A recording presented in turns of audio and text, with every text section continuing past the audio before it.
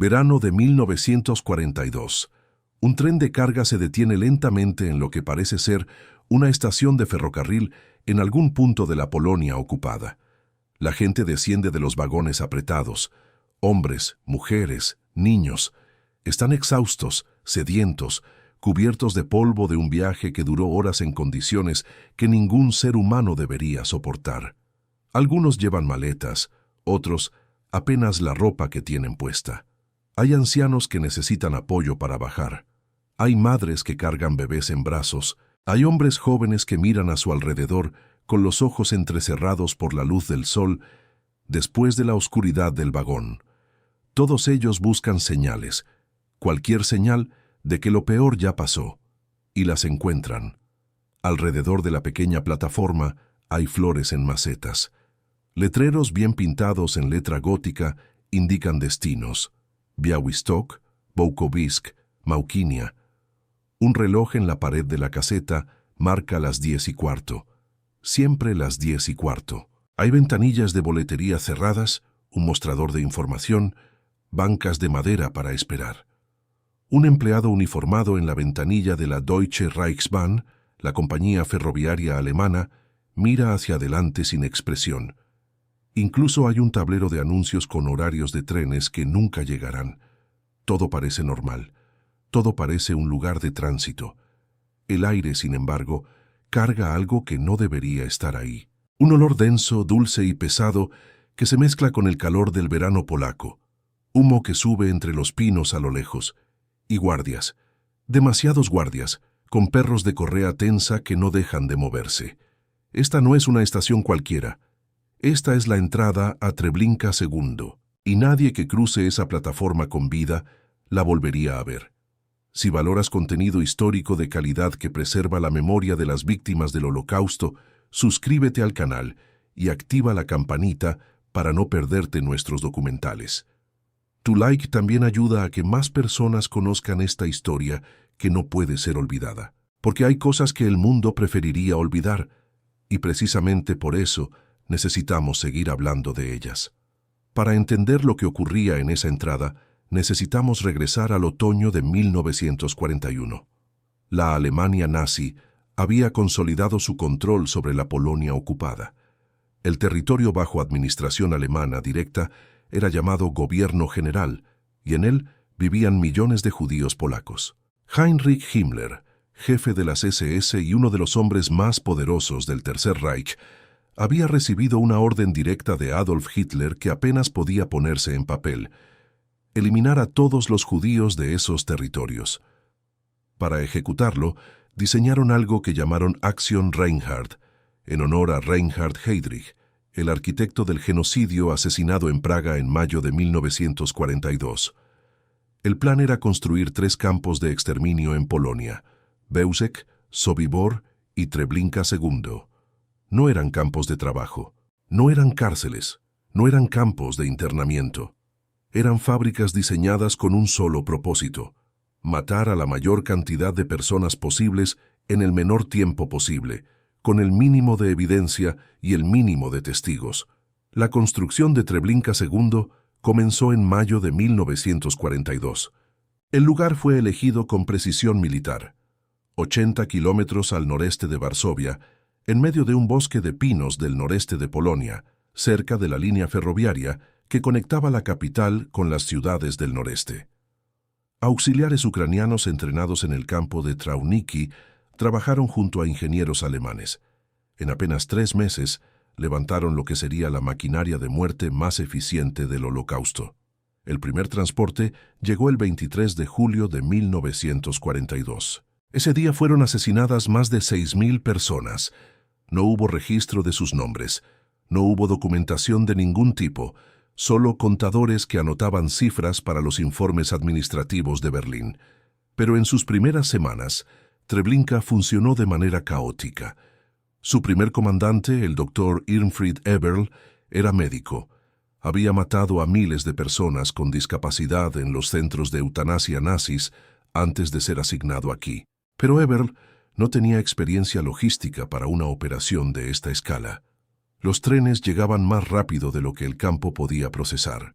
Los cadáveres se acumulaban bajo el sol del verano polaco. El olor se extendía por kilómetros a la redonda, llegando a las aldeas cercanas, cuyos habitantes no podían ignorar que algo terrible ocurría en el bosque. Los prisioneros que esperaban en los vagones cerrados podían ver, por las grietas entre los tablones, lo que les esperaba. Eso creaba pánico, y el pánico era el mayor obstáculo para el sistema. Christian Wirth, el hombre que supervisaba los 3 campos de la acción Reinhard, visitó Treblinka en agosto de 1942 y quedó espantado, no por las muertes, por el desorden. En su informe, escribió que Eberl había creado un caos que ponía en riesgo toda la operación. Heinrich Himmler llegó a la misma conclusión. Eberl fue destituido de inmediato. En su lugar llegó Franz Stangl, un austríaco de 34 años que había comandado Sobibor. Y con Stangl llegó algo más perturbador que la violencia misma, la eficiencia calculada de alguien que entendía que el mayor obstáculo para matar en masa era el pánico de las víctimas. Stangl entendía algo que Eberl no había comprendido. Para matar con la máxima eficiencia, primero era necesario engañar, no porque los nazis tuvieran escrúpulos morales, que no los tenían, sino porque el engaño eliminaba la resistencia. Un ser humano que cree que va a bañarse no pelea, no corre, no ataca a sus captores, camina, obedece instrucciones. Y eso hacía todo más rápido y más ordenado. Años después, cuando Stangl fue capturado en Brasil y juzgado en Alemania, la periodista Gita Sereni le preguntó cómo había podido hacer lo que hizo. Él respondió sin vacilar. La única manera de lidiar con esto era hacer todo de la forma más rápida y eficiente posible. No hubo arrepentimiento en sus palabras, solo la lógica fría de un administrador hablando de productividad. Bajo la dirección de Stangl, Treblinka II fue transformado en un teatro elaborado y macabro. Cada elemento del campo fue diseñado para sostener una mentira. Y esa mentira comenzaba mucho antes de que los trenes llegaran al campo. Comenzaba en los guetos de Varsovia, de Białystok, de Radom, donde las autoridades nazis anunciaban reasentamientos en el este. Trabajo en colonias agrícolas. Una vida nueva, decían los carteles. Una oportunidad de salir del hacinamiento del gueto. Hasta llegaban a vender boletos de tren. La Deutsche Reichsbahn, la compañía ferroviaria alemana, cobraba tarifas estándar por kilómetro recorrido, con descuentos especiales para grupos de más de 400 personas. Era la burocracia del turismo aplicada al transporte de personas hacia su muerte. Imagina que eres Rivka Goldberg, 32 años, maestra de primaria en Varsovia. Llevas 3 años viviendo en el gueto, en un apartamento que antes ocupaban 2 personas y que ahora comparten 8 familias. Has visto desaparecer a vecinos, a colegas, a conocidos, pero los Judenrate, los consejos judeoreos del gueto que recibían órdenes de los nazis y no tenían más opción que cumplirlas, te dicen que el reasentamiento es real, que hay trabajo en el este, que puedes llevar 14 kilos de equipaje. Preparas tu maleta con cuidado durante la noche anterior, el vestido más abrigado, las fotos de tus hijos en cartulina, algo de dinero cosido dentro del dobladillo de la falda, medicamentos que conseguiste con sacrificio, un poco de comida para el camino. En el andén de la Umschlagplatz en Varsovia te montan a un vagón de carga. 100 personas, 120, quizás más, en un espacio diseñado para 40 animales de granja. Las puertas se cierran con pestillo desde afuera. No hay agua. No hay ningún tipo de instalación sanitaria. El calor de agosto en ese espacio cerrado se vuelve insoportable en minutos. Los niños lloran. Los ancianos se desmayan. El viaje dura entre 2 y 6 horas, dependiendo del tráfico ferroviario. Cuando el tren finalmente frena y las puertas se abren de golpe, el sol te ciega después de horas en la oscuridad. Guardias gritan en alemán y ucraniano. Raus. Raus. Schnell. Afuera. Afuera. Rápido. Y tú bajas, con tu maleta, mirando a tu alrededor, tratando de entender dónde estás. Ves flores en macetas. Ves un reloj. Ves letreros de ciudades que conoces. Respiras profundo. Tal vez esto realmente es una estación de tránsito, te dices. Tal vez lo peor ya pasó. Pero algo está mal. El aire carga ese olor que no reconoces, pero que algo primitivo en ti rechaza. Y los guardias no te dejan pensar demasiado tiempo. La plataforma de Treblinka II había sido construida para recibir 20 vagones a la vez. Cuando el tren llegaba con 60 vagones, los dividían en grupos de 20 y los iban procesando por turnos. El proceso había sido cronometrado con precisión casi obsesiva. Desde que el primer vagón abría sus puertas hasta que el último prisionero desaparecía dentro del campo, los nazis querían que no pasara más de una hora. Una hora para vaciar un tren. Una hora para borrar a cientos de personas del mundo de los vivos. En la plataforma, la primera instrucción era dejar las maletas. Las recogerán después, decían los guardias, muchos de ellos prisioneros judíos obligados a ayudar con el engaño bajo amenaza de muerte inmediata. Sus cosas serán devueltas una vez que estén registrados. Las maletas se apilaban en lo que los alemanes llamaban el Deportee Square, la plaza de los deportados. Montones que crecían durante todo el día bajo el sol de agosto polaco. Maletas de cuero marrón, bolsas de tela cosidas por manos de madres, mochilas de niños con dibujos bordados de flores o trenes de colores. Cada una era la historia de una familia. Cada una era lo que quedaba de una vida antes de ese momento. Algunas tenían las iniciales del dueño grabadas en el cierre. Algunas tenían direcciones escritas dentro de la tapa, por si se extraviaban durante algún viaje anterior. Ya no había ningún lugar al que extraviarse. Entonces comenzaba la separación. Hombres a un lado, mujeres y niños al otro. Los guardias lo ordenaban con gestos rápidos y gritos. Esta era, sin que nadie lo supiera todavía, la última vez que muchas familias se verían en vida. Los gritos de los niños que no entendían por qué los separaban de sus padres, los abrazos que los guardias interrumpían con porrazos, las madres que se aferraban a los brazos de sus maridos durante los pocos segundos que los guardias tardaban en imponerlos, hombres jóvenes que gritaban el nombre de sus esposas hasta que la distancia y el ruido de los guardias lo hacía imposible. Todo eso ocurría en esos primeros minutos en la plataforma, y los guardias lo apuraban sin pausa. Los hombres eran conducidos primero hacia lo que llamaban el Lager Inni, el campo inferior. Había barracas, explanadas de tierra compactada, guardias apostados en torres con ametralladoras. Una voz, a veces la de un prisionero judío designado para el trabajo bajo amenaza de muerte, anunciaba las instrucciones en yidis o en polaco. Deben desvestirse completamente. Sus ropas serán desinfectadas. Recibirán ropa limpia después. Deben atar sus zapatos juntos para no perder el par. La instrucción sobre los zapatos. Ese detalle. Años después, sobrevivientes que escucharon esa instrucción recordarían ese momento preciso como el instante en que algo dentro de ellos supo que algo estaba irremediablemente mal. Porque nadie que planeara darte ropa limpia después se preocuparía tanto porque no perdieras tus zapatos viejos. Era la lógica del engaño que se deshilachaba en sus propias costuras. En ese patio, los hombres se desvestían, toda la ropa era confiscada de inmediato. No era una revisión de seguridad, era una operación industrial de recuperación de bienes.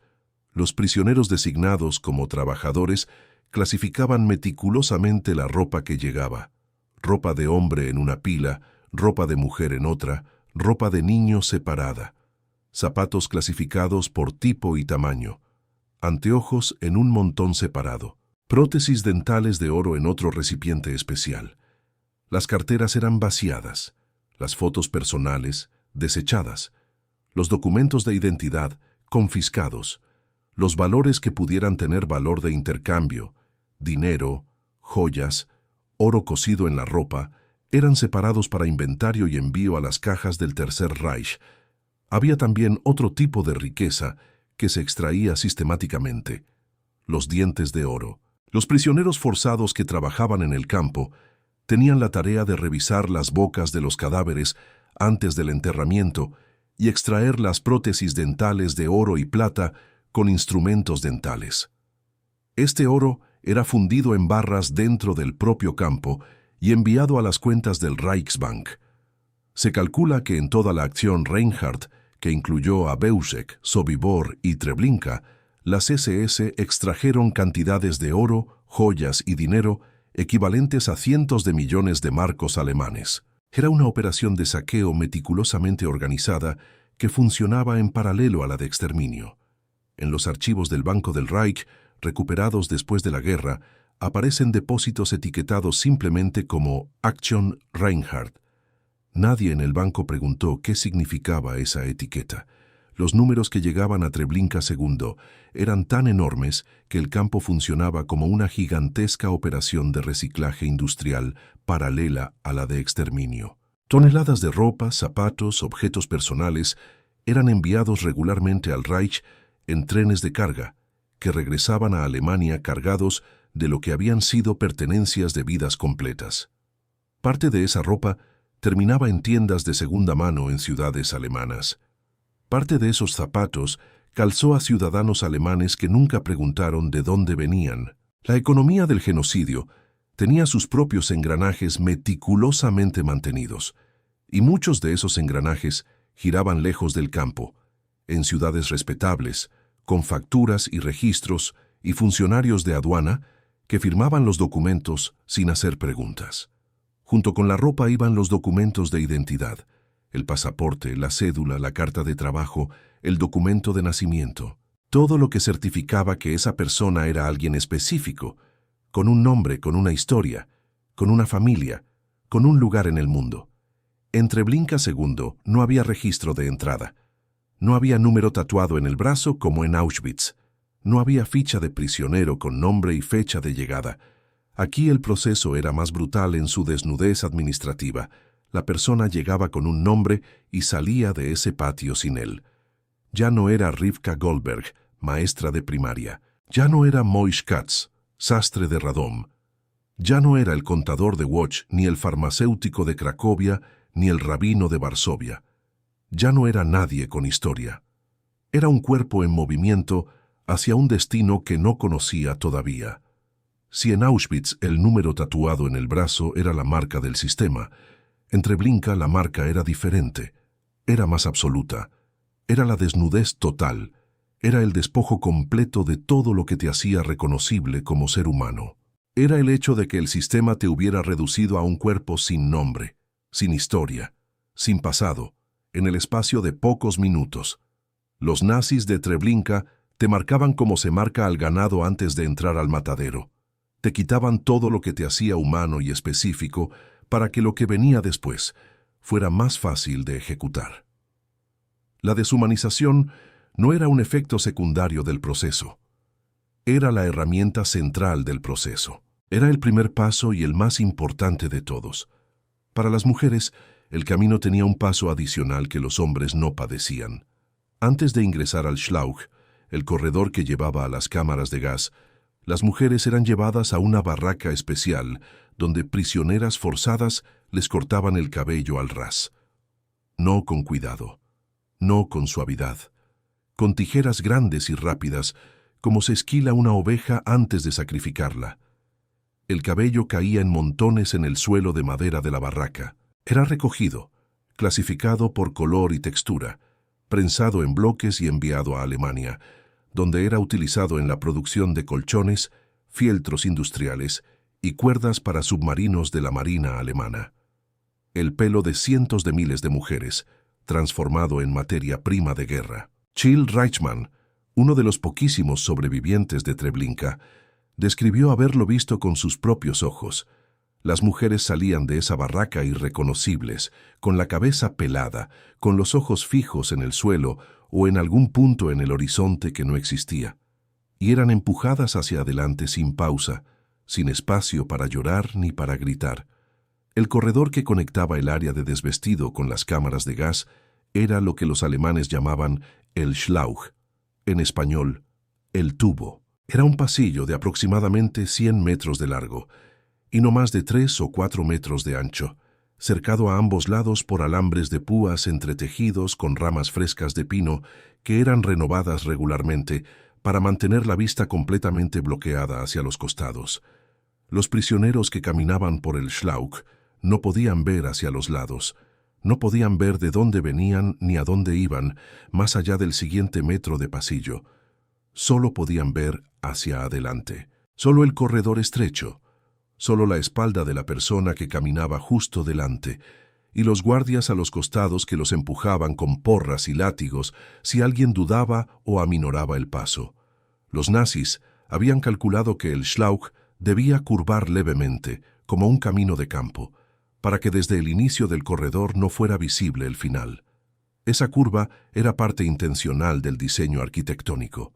Era para que la ilusión durara un poco más, para que llegaran caminando, no corriendo, para que llegaran con las fuerzas suficientes para entrar por la puerta al final. La ingeniería del engaño era tan minuciosa como la ingeniería de la muerte misma. A lo largo del Schlauch, algunos guardias repetían frases tranquilizadoras. Solo es un baño de desinfección. En 10 minutos estarán comiendo sopa caliente. Sus ropas estarán listas cuando salgan. Chill Reichman recordó haber escuchado esas palabras y haber sabido en algún nivel que no podía articular en ese momento que eran mentira.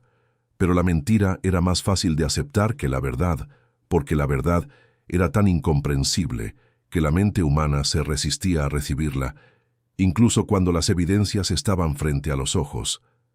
Quien hubiera llegado hasta ese punto ya había entregado su ropa, sus documentos, su nombre.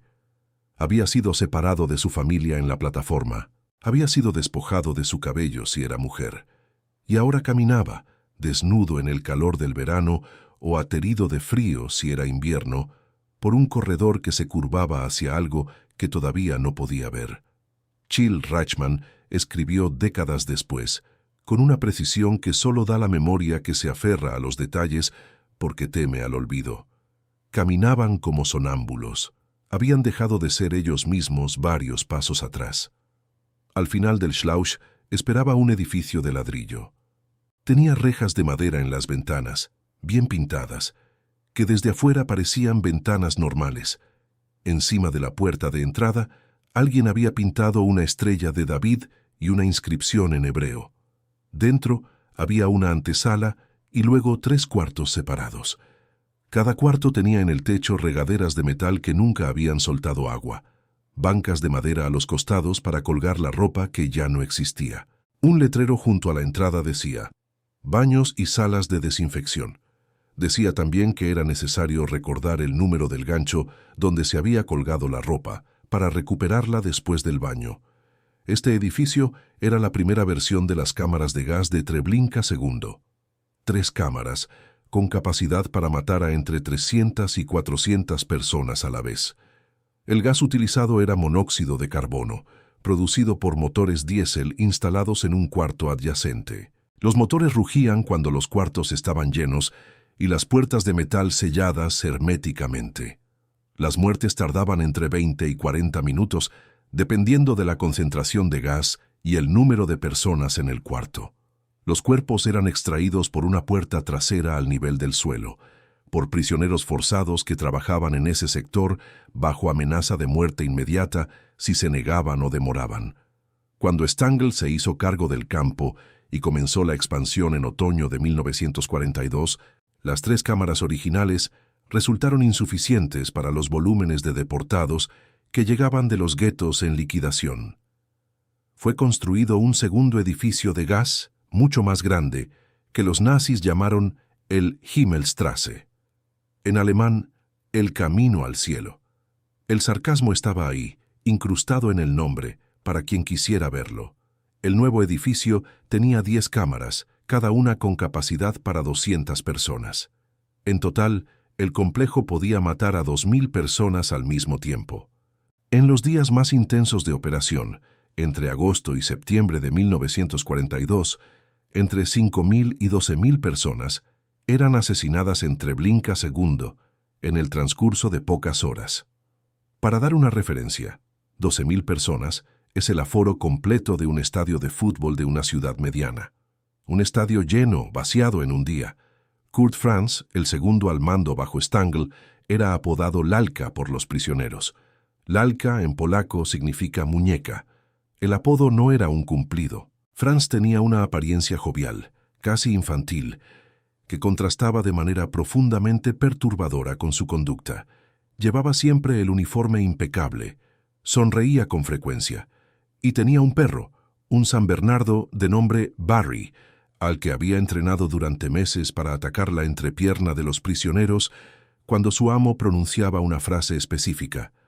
Los prisioneros que habían sobrevivido más de unos días en el campo conocían esa señal de memoria. Franz filmaba estas escenas con una cámara personal que guardaba en sus barracas.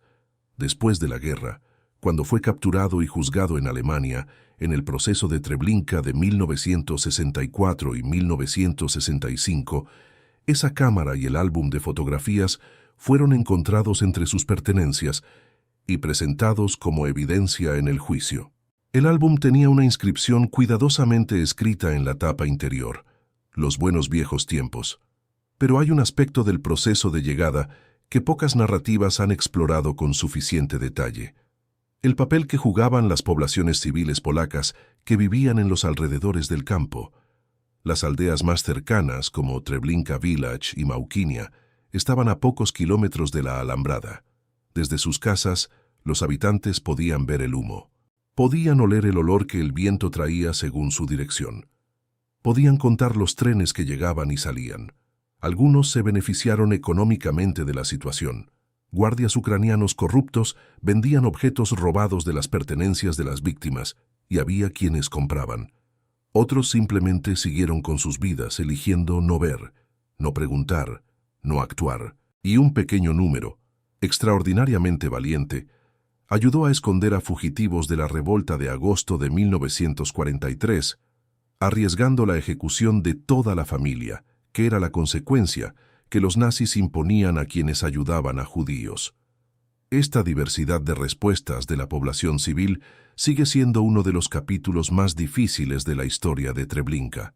No porque los crímenes sean comparables, sino porque nos recuerda que el genocidio no ocurre en el vacío. Ocurre en paisajes habitados, con vecinos, con testigos, con personas que eligen distintas formas de relacionarse con lo que ocurre a su alrededor. Otro aspecto que pocas personas conocen es el sistema que los nazis usaban para mantener a los prisioneros de trabajo dentro de un estado de cooperación forzada. No se trataba solo de amenazas físicas, era una arquitectura psicológica mucho más sofisticada. Los prisioneros de trabajo recibían ligeramente más comida que los recién llegados. Tenían barracas menos infestadas, tenían un poco más de espacio.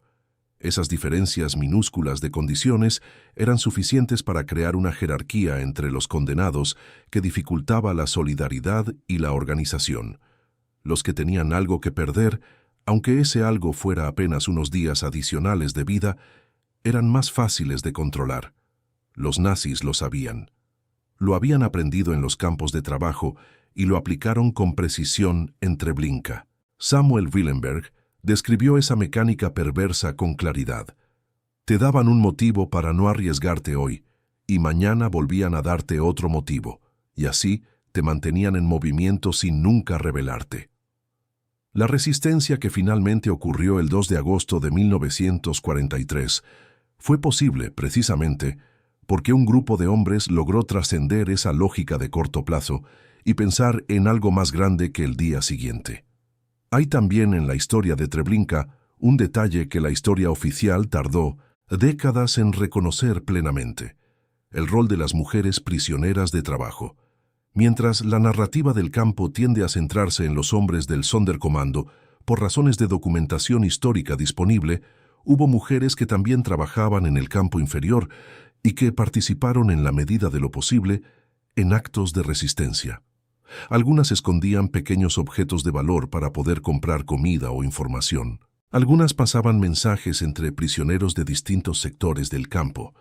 Algunas simplemente mantenían vivos relatos de quién había llegado ese día, de qué familia, de qué ciudad, tratando de preservar, aunque fuera un fragmento de la memoria, de quienes pasaban por el campo sin dejar nombre. Esos gestos eran extremadamente peligrosos, y muchas murieron por ellos, pero representan también una forma de resistencia que el sistema no pudo eliminar completamente. la resistencia de quien se niega a dejar que las personas mueran en el anonimato total. Hay también una dimensión menos conocida del proceso de llegada que merece atención: lo que ocurría con las personas que llegaban enfermas, con heridas graves o demasiado debilitadas para caminar desde el vagón hasta la plataforma. Los nazis habían previsto esa situación con la misma frialdad calculada que todo lo demás.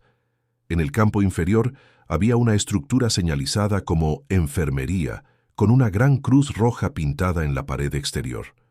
Los guardias dirigían allí a ancianos que no podían caminar, a bebés separados de sus madres, a personas en estado de shock severo o con heridas abiertas del viaje. Los médicos del gueto que llegaban en los trenes a veces se ofrecían a atender a los pacientes, creyendo que esa enfermería era real. La Cruz Roja era la mentira más cínica de todo el campo. Detrás de esa señal había un foso abierto con un fuego permanente en el fondo. Las personas llevadas a esa enfermería eran ejecutadas de inmediato con un disparo en la nuca y arrojadas al fuego. Los nazis la llamaban el Lazaret. Era el único lugar del campo donde el engaño se abandonaba completamente, porque los que llegaban ahí ya no tenían capacidad de resistir de todas formas.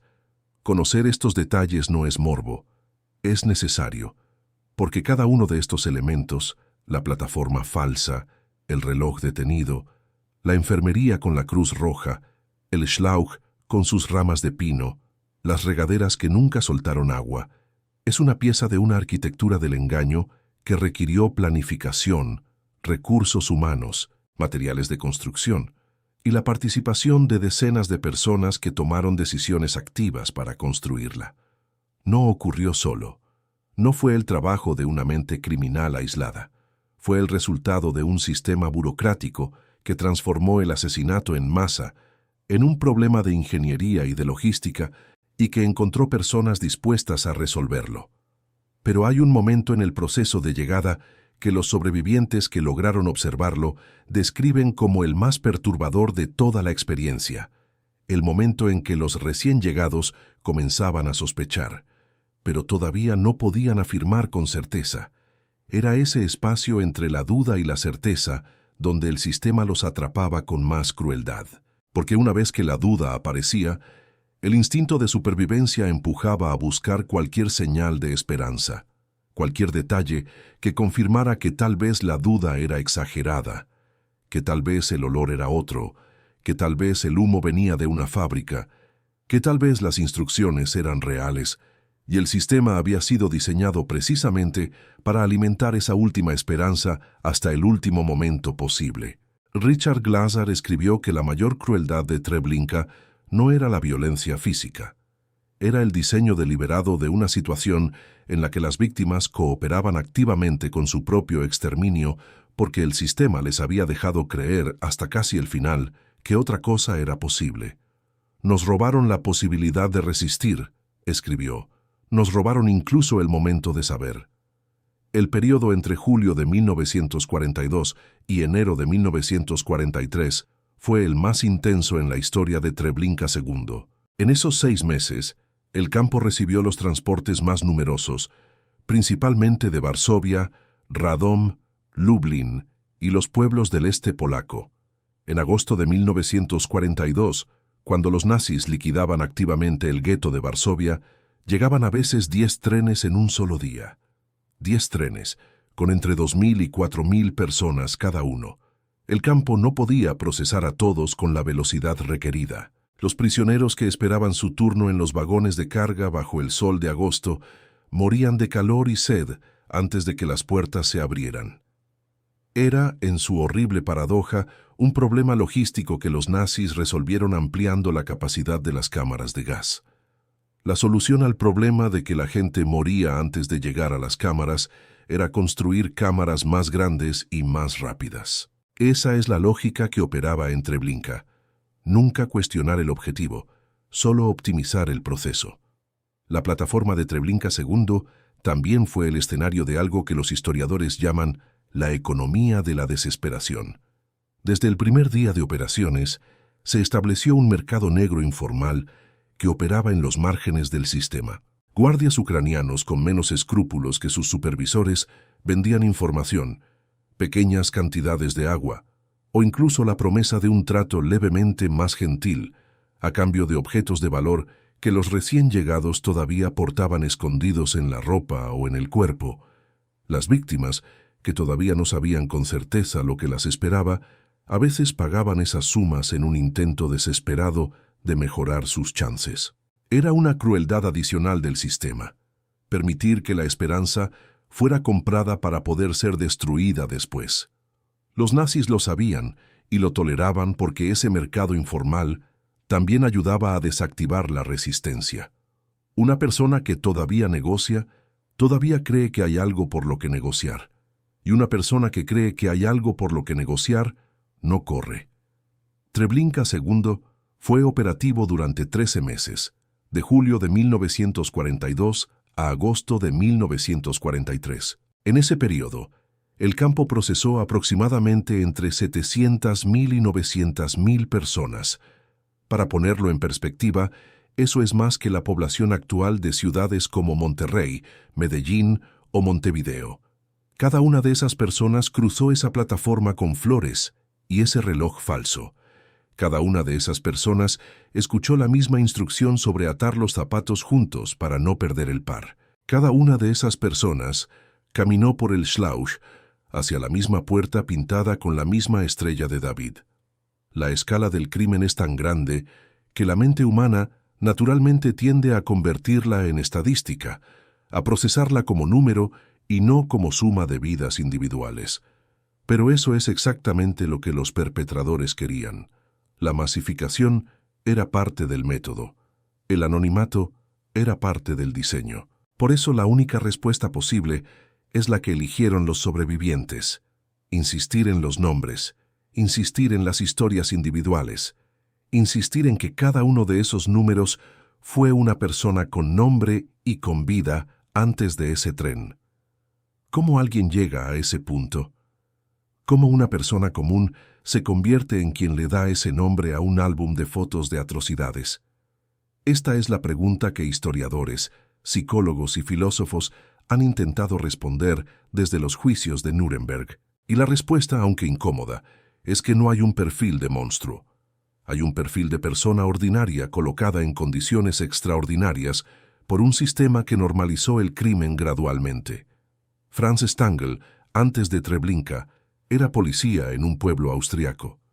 Tenía esposa, hijos, una vida completamente ordinaria. Fue reclutado para el programa de eutanasia y aceptó porque la alternativa era, según su propio relato posterior, ser enviado al frente oriental con probabilidades muy bajas de sobrevivir.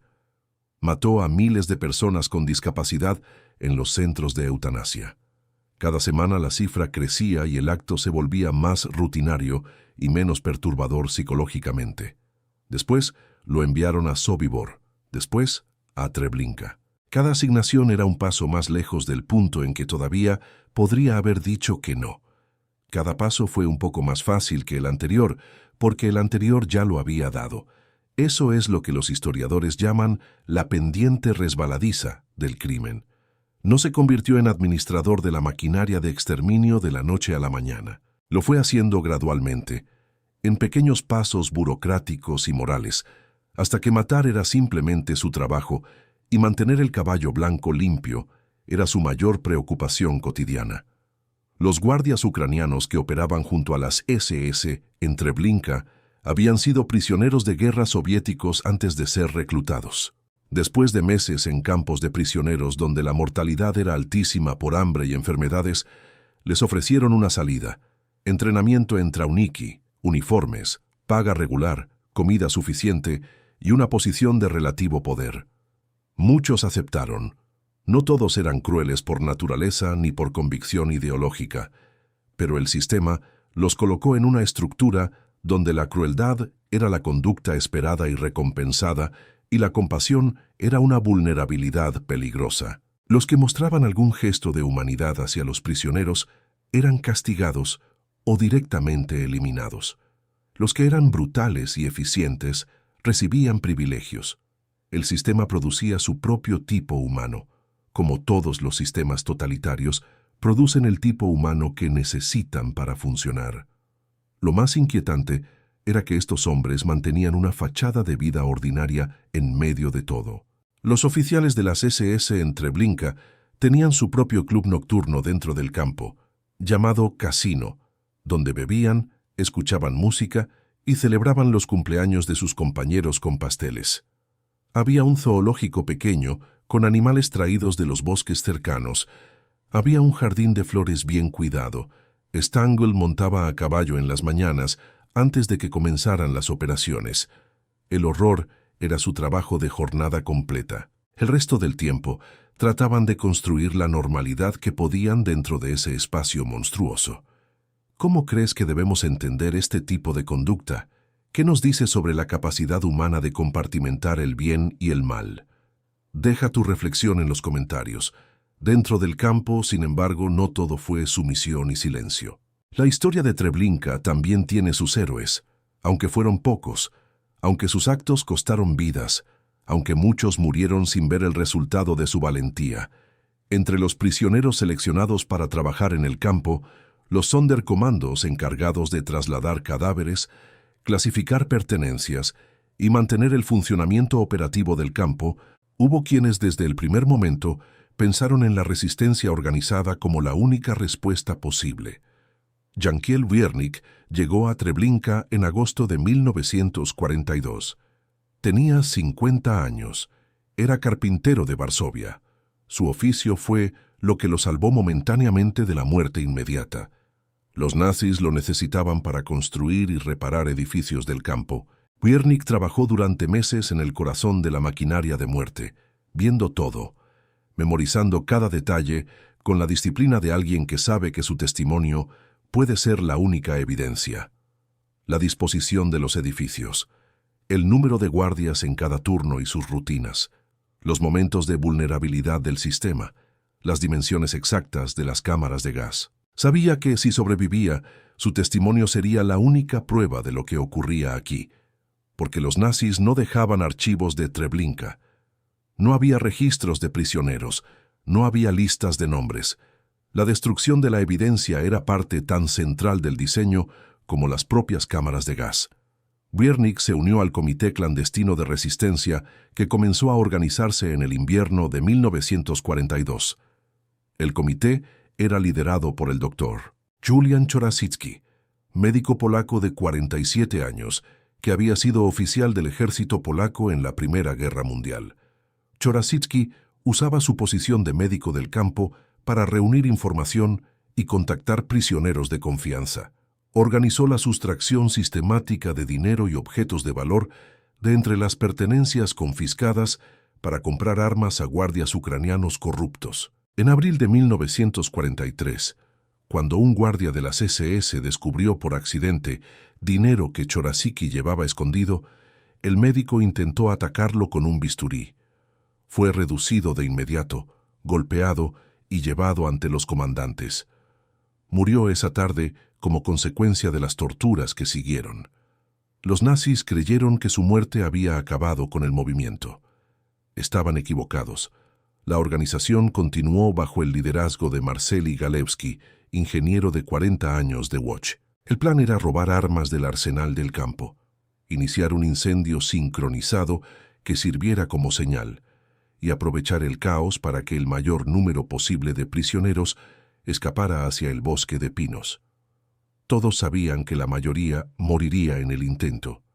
Las probabilidades de sobrevivir al fuego cruzado de las torres y los perros soltados eran devastadoramente bajas. Pero cualquier muerte que no fuera en las cámaras de gas era, a su modo, una forma de recuperar algo de humanidad. El 2 de agosto de 1943, a las 3:45 de la tarde, un disparo rompió el aire del campo. Era la señal. Samuel Willenberg, 21 años, estudiante de construcción de Częstochowa, recordó ese momento con precisión fotográfica hasta el día de su muerte, en 2016, cuando tenía 93 años. Escuché el disparo. Supe que era la hora. Corrí sin pensar en nada más. El arsenal fue asaltado. Barracas y varios edificios del campo fueron incendiados con gasolina robada en pequeñas cantidades durante semanas. Las llamas se elevaron sobre las copas de los pinos. Cientos de prisioneros corrieron hacia la alambrada. Muchos murieron abatidos desde las torres. En el caos, entre 70 y 100 prisioneros lograron cruzar al bosque. De ese grupo, solo 40 a 60 sobrevivieron la guerra completa. Fue poco, fue devastadoramente poco, frente a los aproximadamente 700.000 a 900.000 personas que murieron en Treblinka II, entre julio de 1942 y agosto de 1943. Pero fue también una afirmación que ningún sistema totalitario, por más eficiente que sea, puede apagar del todo, que la humanidad, incluso en sus condiciones más extremas de derrota y deshumanización, puede encontrar la manera de decir que no. Después de la revuelta, los nazis aceleraron los planes para destruir toda evidencia del campo. Cuerpos enterrados en fosas comunes fueron desenterrados y quemados en parrillas de rieles de tren sobre fosas abiertas. Las cenizas eran mezcladas con arena y tierra y dispersadas. Los edificios fueron demolidos metódicamente. La tierra fue arada con tractores pesados. Árboles fueron plantados en lo que habían sido patios, corredores y cámaras. En 1944, cuando las tropas soviéticas se acercaban desde el este, los últimos nazis que quedaban en Treblinka huyeron sin dejar documentos comprometedores. Dejaron atrás un bosque de pinos sobre tierra removida. Cuando los primeros corresponsales de guerra llegaron a la zona en el verano de 1944, no encontraron estructuras, no encontraron archivos, encontraron tierra que olía diferente, y fragmentos de hueso entre los árboles, y ceniza que el viento movía entre las raíces de los pinos nuevos. La historia de Treblinka II podría haber desaparecido junto con sus víctimas, pero sobrevivientes como Jankiel Wiernik no permitieron el olvido. Wiernik escapó durante la revuelta y pasó el resto de la guerra escondido en Varsovia. Escribió sus memorias, Un año en Treblinka, ya en 1944, mientras la guerra aún continuaba. El texto fue publicado clandestinamente y distribuido en la red de resistencia. Sus páginas describían con precisión técnica cada aspecto del campo. Era un testimonio redactado con la urgencia de quien sabe que podría ser el último en hablar. Chill Reichmann también sobrevivió. Su libro, El último judío de Treblinka, no fue publicado sino hasta 2009, 65 años después de haber sido escrito. Lo había redactado en yidis inmediatamente después de la liberación, en un estado que él mismo describió como escribir para que el mundo no pueda decir que no sabía. Sus palabras sobre el proceso de llegada son tan precisas como un documento de ingeniería. La plataforma ya estaba llena con miles de personas con sus maletas, mujeres con niños en los brazos, y todos estaban gritando, ¡agua! ¡Agua! No había agua, solo guardias y gritos y el olor que ya conocíamos. Richard Glaser, judío checo que sobrevivió tanto a Treblinka como a los años de clandestinidad y persecución que siguieron, reflexionó en sus escritos sobre lo que el proceso de entrada al campo hacía a la identidad de las personas. Habíamos dejado de ser seres humanos en el sentido normal. Nos convertimos en otra cosa, testigos de nuestra propia pesadilla. Glaser exploró las estrategias mentales que algunos prisioneros usaban para sobrevivir psicológicamente, la disociación completa, el enfoque absoluto en el presente inmediato, el abandono de toda esperanza de largo plazo como mecanismo de protección frente a una angustia que habría resultado insoportable. Pensar en el futuro era una forma de tortura adicional. Pensar solo en el próximo minuto era la única manera de seguir funcionando. Los perpetradores corrieron suertes muy distintas. Franz Stangl huyó a Brasil, donde vivió durante casi 2 décadas en São Paulo, con su familia trabajando en la fábrica Volkswagen en São Bernardo do Campo. Fue capturado en 1967 gracias al trabajo incansable del cazador de nazis Simon Wiesenthal, y fue extraditado a Alemania. En su juicio en 1970 fue condenado a prisión perpetua. Murió en prisión en 1971, de insuficiencia cardíaca, 6 meses después de la sentencia. Kurt Franz fue capturado en Alemania Occidental. El álbum fotográfico con la inscripción «Los buenos viejos tiempos» fue encontrado en su casa y fue decisivo en su condena a prisión perpetua en 1965. En 1993, con deterioro de salud certificado, fue puesto en libertad por razones humanitarias. Murió en un hogar de ancianos en Wuppertal en 1998, a los 84 años. Muchos otros guardias de Treblinka nunca fueron juzgados. Se disolvieron de regreso a la vida civil en distintos países, envejecieron y murieron sin rendir cuentas ante ningún tribunal. En 1993, en el lugar donde había estado Treblinka II, fue inaugurado un monumento conmemorativo. Más de 17.000 piedras irregulares de distintos tamaños representan las comunidades judías asesinadas durante la Operación del Campo. No hay ruinas, no hay edificios. Hay tierra y piedras, y el sonido del viento entre los pinos que crecieron sobre las cenizas. Es un lugar de silencio que pesa de una manera difícil de describir a quien no lo ha visitado. En los años 2010 y 2011, investigadores de la Universidad de Varsovia realizaron el primer estudio arqueológico sistemático del sitio, utilizando radares de penetración de suelo para mapear las estructuras enterradas. Sus resultados confirmaron cada uno de los testimonios de los sobrevivientes. Los fundamentos de las cámaras de gas estaban exactamente donde Wernicke los había descrito. Las fosas comunes estaban donde Reichmann las había señalado. La tierra guardaba la memoria que los nazis habían creído borrar para siempre. La película Shoah, de Claude Lanzmann, estrenada en 1985, transformó la comprensión pública de Treblinka.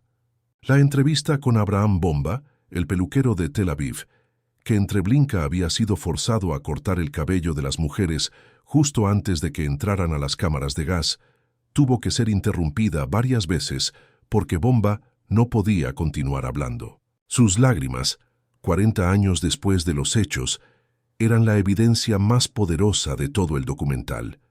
Que algunas memorias no envejecen ni se atenúan, que algunas cosas no se aprenden a cargar, solo a seguir cargando día tras día. Treblinka no es solo historia.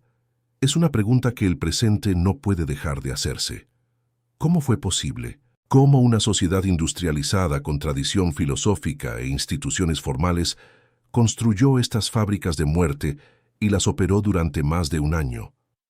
¿Cómo hombres con familias y aficiones y vidas cotidianas se convirtieron en operadores de ese sistema? La respuesta señala hacia mecanismos que no son exclusivos de ninguna época ni de ningún país. Son mecanismos de deshumanización gradual, de burocracia que diluye la responsabilidad moral individual, de propaganda que convierte a grupos humanos en categorías abstractas y amenazantes.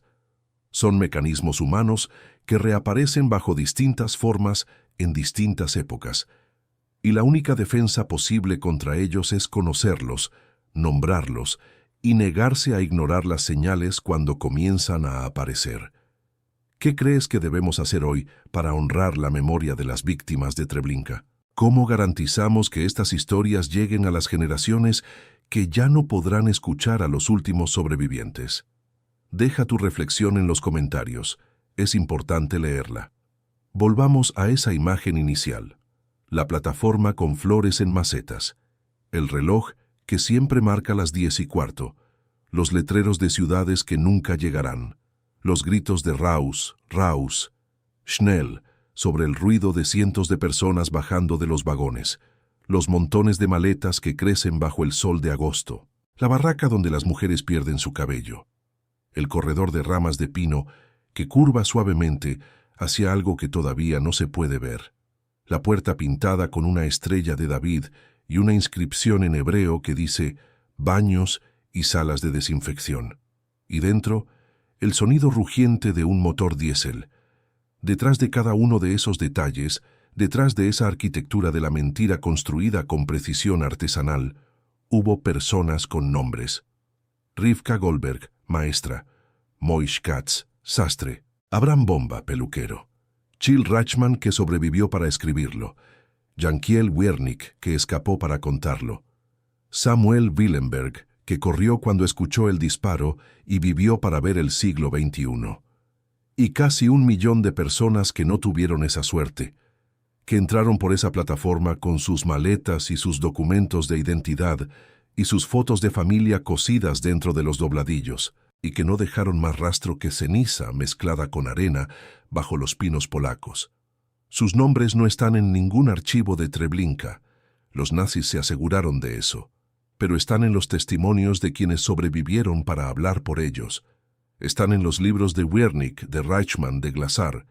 Están en las páginas de los investigadores que pasaron décadas reconstruyendo lo que los perpetradores intentaron borrar. Y están aquí, en esta narración, porque el primer acto de resistencia frente al olvido es el acto de recordar. Lo que Franz Stangl, con su uniforme impecable y su caballo blanco y su lógica de eficiencia, no pudo calcular, es que la destrucción de la evidencia física no destruye la memoria, que las cenizas dispersadas entre los árboles no silencian a los testigos, que el intento de borrar casi 1 millón de vidas fracasó en el momento en que el primero de los sobrevivientes tomó una pluma y comenzó a escribir. Sus palabras son monumentos más perdurables que cualquier piedra, y mientras sigamos leyéndolas, mientras sigamos escuchándolas, mientras sigamos siendo capaces de hacernos la pregunta más difícil que la historia nos plantea, Treblinka no habrá sido borrado, sus víctimas no habrán sido borradas, y tendremos al menos esa pequeña y necesaria victoria sobre el olvido que los perpetradores creyeron definitivo.